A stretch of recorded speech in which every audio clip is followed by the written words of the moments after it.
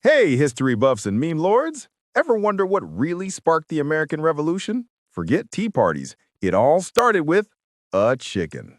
Yeah, you heard that right.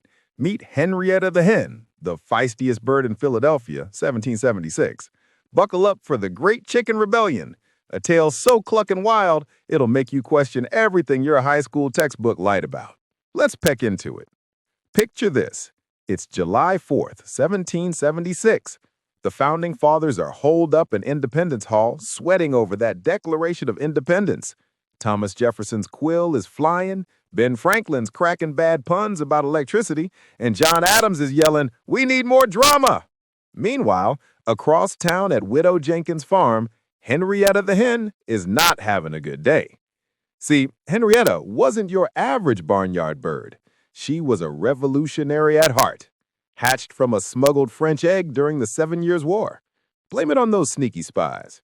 While the other chickens pecked at corn and minded their business, Henrietta dreamed big.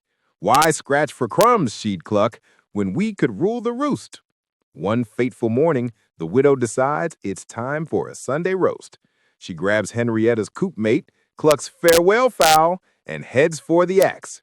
But Henrietta? Oh no, she rallies the flock. "Sisters, brothers, that tyrant's chopping our necks off. Remember the corn massacre of 75? Time to flip the script." The chickens erupt in a feathery frenzy, squawking, "No taxation without representation! For eggs!" Word spreads faster than a redcoat's retreat. By noon, Henrietta's army, 50 plump Plymouth Rocks and a rogue turkey named Gobble, storms Philadelphia. They hijack a market wagon loaded with stolen grain and parade down Market Street chanting, "Give me liberty or give me worms." Colonists gawk. "Is this a prank?" whispers a baker. "Nah," says a fisherman, "it's foul play." The founding fathers hear the ruckus mid-debate. Franklin peeks out the window. "By Jove, it's a poultry uprising." Jefferson, ever the philosopher, muses, "Perhaps they seek enlightenment, or just better feed." But Adams, he grabs his musket. "Treason, even from birds."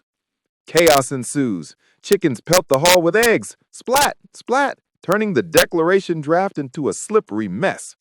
"All men are created equal, and apparently so are hens," Jefferson scribbles through yolk. Henrietta leads the charge, dodging musket fire like a feathered ninja. She even recruits the town goose, Sir Honkalot, who goose steps into battle. The redcoats arrive, lobster backs on horseback, but slip on chicken droppings. Plop, down goes General Howe, face first into a pile of manure. "This is unbecoming of an empire," he sputters. Now, the turning point. Henrietta versus the widow's guard dog, Brutus the bulldog, a loyalist beast with jaws like a vice. "You'll never take us alive," Henrietta squawks, launching a kamikaze dive bomb of feathers and fury.